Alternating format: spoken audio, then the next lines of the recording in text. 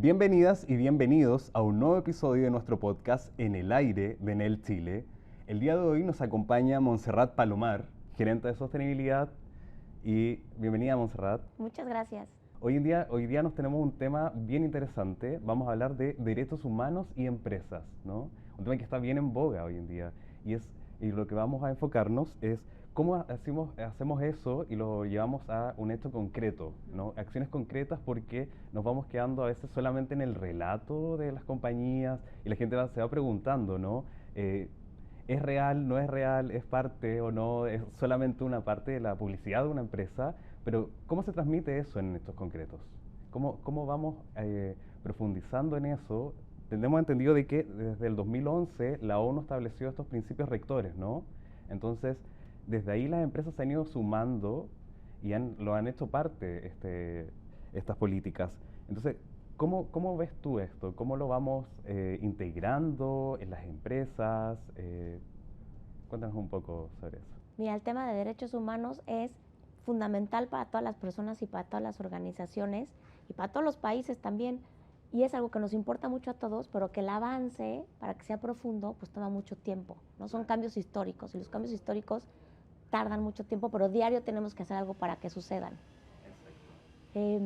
Son pocos los países, en realidad, que han adoptado un marco regulatorio firme para promover los derechos humanos, porque tenemos que recordar que al que le toca promover, ¿no? Decir cuáles son los derechos humanos y promoverlos es al gobierno.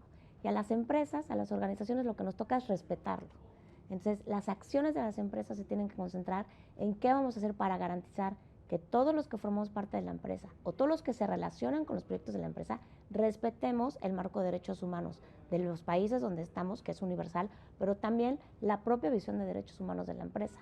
Y una primera acción concreta fundamental es que cada empresa tenga su propio marco de ética, de derechos humanos, de cómo vamos a garantizar que esos derechos humanos sean parte de la vida diaria del quehacer de nuestras personas.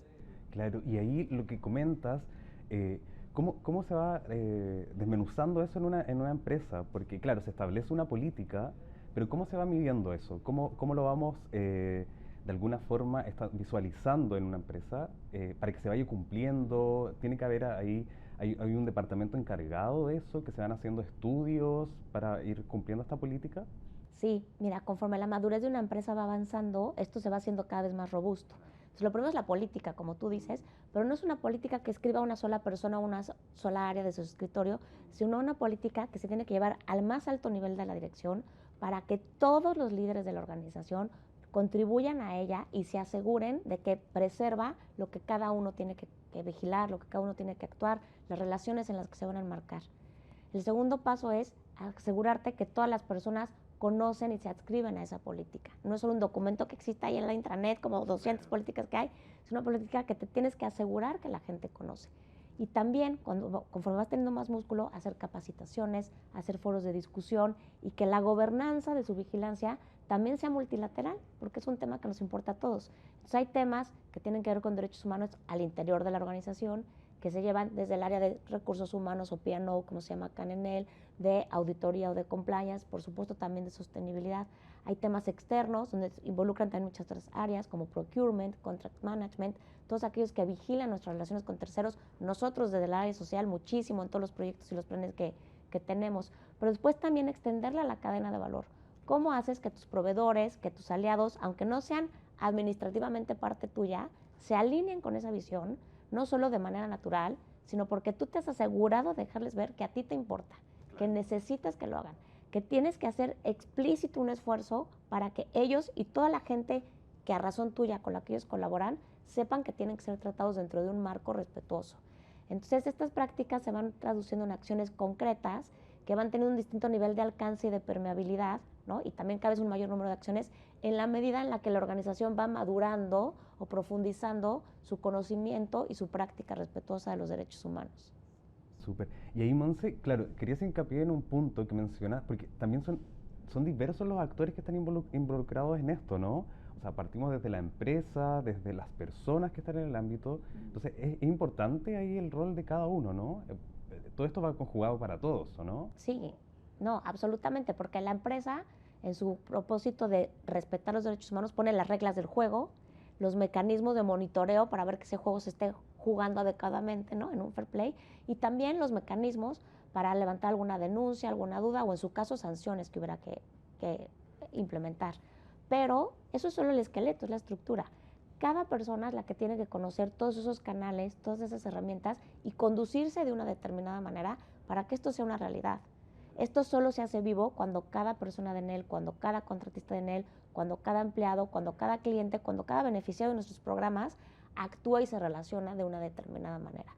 Entonces el compromiso de cada persona es fundamental y por eso es tan importante estas cosas que hacemos, ¿no? Como que las personas firmemos el código de conducta, como que estemos participando de las capacitaciones y los distintos foros donde discutimos estos temas, que rindamos cuentas también de esto, ¿no? En nuestros informes anuales, en la memoria integrada, el informe anual, es decir, cómo nos fue este año, recibimos quejas o no, se confirmaron o no, cómo actuamos para corregir lo que va a corregir, porque nadie nos exige que seamos empresas perfectas, no existen personas perfectas. Claro. Lo que sí se nos exige es ese acto de conciencia constante, de estarnos autoevaluando y de permitir que otros nos den retroalimentación para asegurarnos que lo hacemos cada vez mejor, cada vez lo mejor posible y que cuando hay algo que asumir y que cuando corregir, lo hagamos y lo comuniquemos también. Claro, mira, bien interesante. Oye, Monse, y quiero también que nos vamos también más al exterior, ¿cierto? Estamos, hoy en día tenemos la Agenda 2030, ¿no? Entonces, quiero irme por ahí y también existe una relación concreta entre los derechos humanos y los ODS, ¿no? Ahí yo sé que hay un compromiso que existe acá en la empresa. Entonces, ¿cómo vamos ahí? ¿Cuál es la relación concreta de los ODS con los derechos humanos? Te quería consultar. Mira, la verdad tiene una relación súper íntima, ¿no? Porque si bien surgieron en dos momentos históricos muy distintos, los dos apuntan a lo mismo, ¿no? A preservar los derechos de las personas, de las sociedades, de los países y también el planeta para todos. Entonces los ODS, que son muy posteriores a los derechos humanos, retoman la inspiración de los derechos humanos y justamente los traducen en objetivos con targets y con métricas específicas para garantizar que eso se cumpla. Y entonces lo hace un poco más operativo, ¿no? Te dice, ok, ¿cómo hacemos que la vida sea más equitativa para todos? ¿Cómo hacemos que la energía llegue a todas las personas? ¿Cómo reducimos las desigualdades? ¿Cómo hacemos que todo el mundo tenga acceso a una educación y un trabajo digno? Entonces ahí ya se empiezan a poner objetivos más concretos, más prácticos, pero también con métricas de cómo medir estos objetivos para asegurarnos que no es solo un discurso o que todos suponemos que estamos haciendo una contribución, sino que sabemos qué tenemos que hacer y lo medimos de la misma manera. Esto en Enel nos ha ayudado un montón porque hemos adoptado los ODS junto con otras metodologías internacionales para medir nuestro propio desempeño. Primero, para poner nuestras metas y decir a qué nos comprometemos, con cuánto y cómo lo vamos a medir. Y segundo, para cada año ir haciendo esa medición. Y hay metas en las que hemos tenido que hacer redefiniciones porque a lo mejor avanzamos más de lo que habíamos pensado y entonces decimos, bueno, si vamos por tan buen camino, quiere decir que podemos hacer más y entonces la meta sube. Hay metas donde a lo mejor nos vimos muy ingenuos o muy ambiciosos y nos damos cuenta que en la realidad teníamos un trabajo previo más grande que hacer y entonces ponemos todos los pasos previos para decir, esta meta a la que me comprometí requiere otro tipo de esfuerzos que tengo que sumar a mi plan de trabajo y lo voy a hacer. Y esa ha sido la gran virtud de trabajar con los ODS acá en Enel y de reconocer esta intimidad con los derechos humanos de la que tú hablas. Claro, y ahí sobre eso, las metas que existen, ¿qué compromisos concretos son los de los ODS que tiene Enel y con los cuales está comprometidos ahora, que hacen relación a derechos humanos? Sí, mira, Enel tiene un compromiso histórico con los ODS que tienen que ver con educación, con trabajo, con energía, con biodiversidad y con medio ambiente sano. 4, 7, 9, 11, ¿no? La innovación y la mejora en las ciudades. Pero se definieron esos ODS en virtud de qué es lo que el negocio necesita, ¿no? Al ser Enel este ente privado, ¿dónde tiene responsabilidad porque causa un impacto o porque es el actor protagónico para hacer la diferencia? Porque si todas las empresas hacemos eso y el gobierno hace su parte y la sociedad civil hace su parte, entre todos vamos a cubrir la totalidad de los ODS. No todos impactamos igual en todos los compromisos y no todos tenemos la misma capacidad de mejorar o de incidir en algunos de ellos. Entonces, pensando en lo que necesita el negocio, por tema de impactos, por tema regulatorio, por tema de permisos, pero también por temas de cómo construir una relación armoniosa con todos nuestros grupos de relación, es que seleccionamos estos ODS y que tenemos metas específicas de contribución en educación, en materias STEM, que son las de nuestro negocio, en empleabilidad con nuestra cadena de valor para promover un trabajo decente y desarrollo económico de manera local en todos los lugares a donde llegamos, en que la energía sea asequible y cercana para todos, porque es el core de nuestro negocio, pero también en reducir las desigualdades, en que haya equidad de género, en que haya paz y justicia social para todos. Y nuestro compromiso debería de ir evolucionando así, conforme evolucionen las necesidades del negocio. Mira, muy bien. Y ahí, claro, existe un desafío concreto en la industria. Hoy en día, sobre todo, estamos buscando este desarrollo, un futuro más sostenible, ¿no? Es el compromiso que estamos buscando. Entonces, a nivel de desafío de la industria, ¿vamos por un buen camino o crees que aún hay brechas ahí, estamos aún al debe o estamos en un compromiso bien? A nivel general, Mira, te lo pregunto. esa es una pregunta que un poco depende de cómo se despierte uno lo ve mejor o peor, Claro. porque hay grandes avances muy importantes que como industria hemos tenido y donde él ha tenido un protagonismo muy importante para mover la aguja y como invitar a otros a sumarse, pero también es cierto que todavía hay un largo camino por delante. Entonces te diría que podemos estar orgullosos de lo que hemos logrado hasta hoy, pero comprometidos a todo el camino que todavía nos falta también. Como sector tenemos una posibilidad increíble, no solo de hacer bien lo que nos toca a nosotros, sino de generar y distribuir una energía y servicios electrificados que posibilitan que los gobiernos, que otras industrias, que las personas en sus casas también mejoren de raíz sus propios impactos. Y eso es algo que desde Enel sabemos hacer muy bien y que nos da un doble beneficio de poder contribuir a estas metas y estos objetivos. Mira, y ahí, claro, ya ahondando en eso, en el caso de Enel, que tiene como objetivo principal también la contribución al cambio, a combatir el cambio climático, ¿no? ¿Cómo ahí lo vamos generando o cuál es el compromiso real que existe y cómo eso se va transmitiendo en acciones concretas al día de hoy? Sí, mira, Enel ha adelantado muchísimo en estas metas porque Enel tiene una meta no solo de carbono neutralidad, sino de cero emisiones, porque son dos conceptos que en la materia práctica tienen sus diferencias, para 2040, 10 años antes de lo que lo habíamos logrado, de lo que hemos planteado inicialmente. Además, en Chile logramos la decarbonización mucho antes, porque el año pasado fuimos la primera empresa en cerrar nuestras operaciones a carbón en el país. Entonces, tenemos un doble compromiso, que es vigilar el impacto ambiental, de diseñar, construir y operar nuestro negocio desde todas las business lines, pero también tenemos un compromiso de cómo medimos esto en nuestra cadena de valor y cómo esa energía que le hacemos llegar a las personas es cada vez más limpia, cada vez más respetuosa con los derechos humanos, cada vez más incluyente con la sociedad para mitigarles, como su proveedor, esos riesgos que ellos tendrán de origen, ¿no? Así como nosotros cuando vamos con un proveedor nos tenemos que ser corresponsables de los impactos de ese producto, de ese servicio que consumimos porque lo necesitamos, aunque lo genera otro, yo soy responsable. La energía que generamos y que distribuimos va muy cuidada, no solo por su porcentaje de renovables, sino también por todo el marco ético, social y medioambiental en el que la generamos y distribuimos para mitigarle esos riesgos a nuestros clientes, ya sean grandes clientes o el cliente residencial, el usuario final, y también para que el gobierno pueda llegar a sus metas. Entonces, nuestra contribución tiene que ver con lo que nosotros hacemos, pero también con lo que hacemos posible para los demás cuando somos un insumo de raíz para la energía de las personas. Sí. Y ahí, Monse, una vez más, de nuevo, volvemos a que siempre es constante los diversos actores que están involucrados, ¿no? Sí. Es como estamos constantemente en una rueda ahí que es necesario de todos en definitiva para ir logrando esta transición, ¿no? Como transición justa. Y a eso que también quería llegar, como cómo vamos con ese tema, ¿no? Porque cómo afectan también los derechos humanos de manera positiva, más aún en este proceso de una transición justa, ¿no? Mira, creo que es lo que caracteriza esta transición, porque transiciones energéticas en la historia hemos pasado por varias, pero la gran cualidad de esta transición es esto, que es justa. ¿Y qué quiere decir que sea justa? Que tiene un lugar para todas las personas, que es inclusiva, que tiene un concepto donde todas las personas tienen derecho a tener acceso a una energía cada vez más limpia, porque tenemos derecho a un ambiente sano todos. Entonces, no solo con la energía que consumo, sino en el ambiente que vivo necesito eso, pero también con la cadena de valor, las comunidades y los profesionales que producimos y distribuimos esa energía. Entonces, esta transición ha vigilado mucho que los planes de reconversión de las plantas sean responsables con las localidades donde están y con las comunidades, porque al estar ahí y operar, creamos una dinámica que al cerrar o transformar nuestra operación también se transforma. Tiene también una responsabilidad con los trabajadores y con la cadena de valor que antes hacían una tarea para generar un cierto tipo de energía.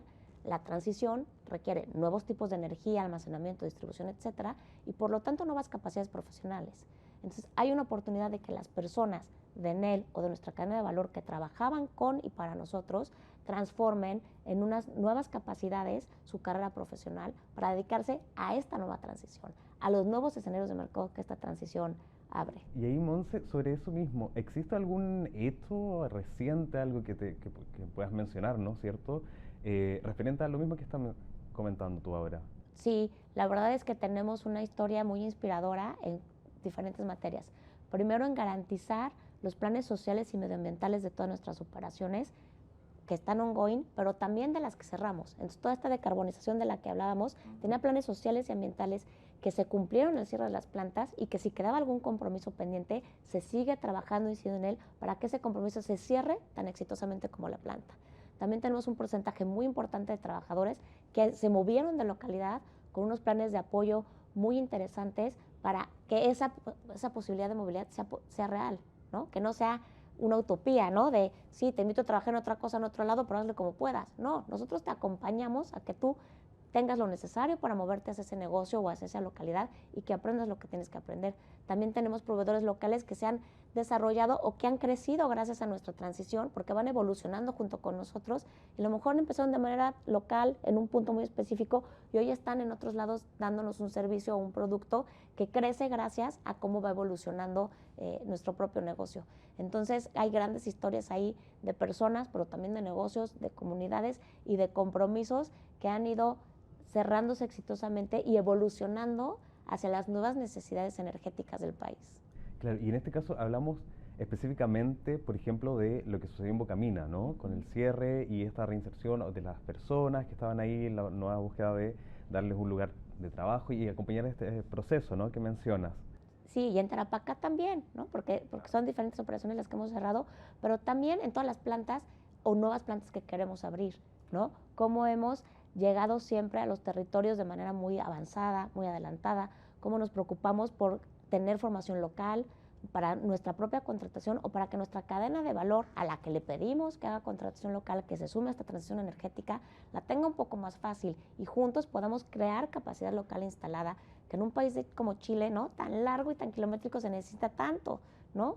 Que en cada localidad se empiecen a generar la cadena de valor, las competencias, los profesionales, los técnicos que se necesitan para que pueda empezar a ver cada vez una mejor energía a todo lo largo y ancho del país.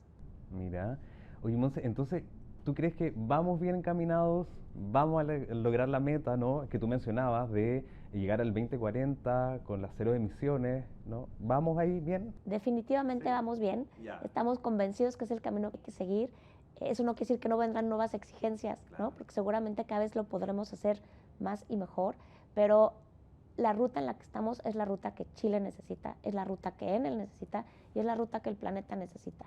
Las personas estamos en una nueva era, ¿no? Marcada por muchos hitos nacionales y globales que nos han transformado a todos la manera de comprender nuestro quehacer como personas, pero también como profesionales, y que también han transformado la comprensión de los negocios, de cómo hacer un negocio cada vez más responsable, cada vez más sostenible y cada vez más justo e incluyente con la sociedad, con los derechos humanos y cada vez más atento al cambio cultural y a la evolución.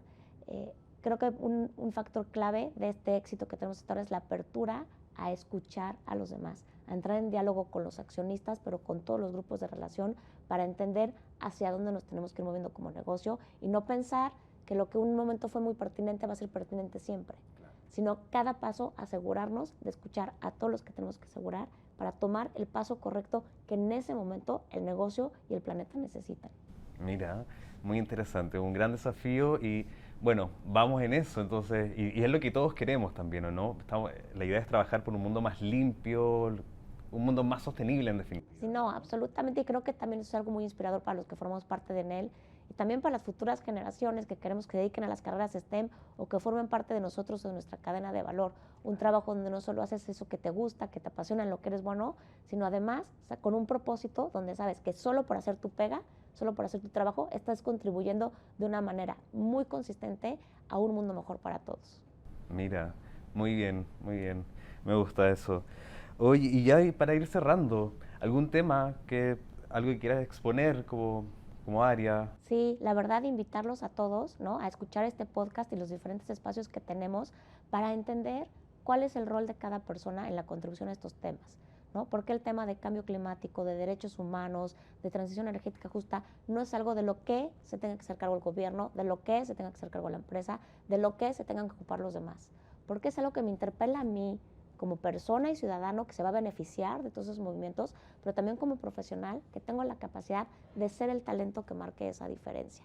Son temas que nos importan en lo personal, en lo familiar, en lo social, pero también desde nuestro talento en lo profesional y que nos preguntemos cada uno qué nos toca hacer a mí en lo individual desde donde estoy. Bien, entonces nos queda clarísimo que esto es contribuir entre todos, en definitiva, ¿no? Para llegar a esta carbono neutralidad para el 2040. Muchas gracias, Montserrat, por acompañarnos el día de hoy. Y claro, como mencionas, vamos a ir abordando distintos temas, desde la transición justa, electrificación. Así que invitamos a todos a que nos sigan viendo en los episodios que vienen. Muchas gracias, Monse. Ha sido un Gracias placer. a ustedes.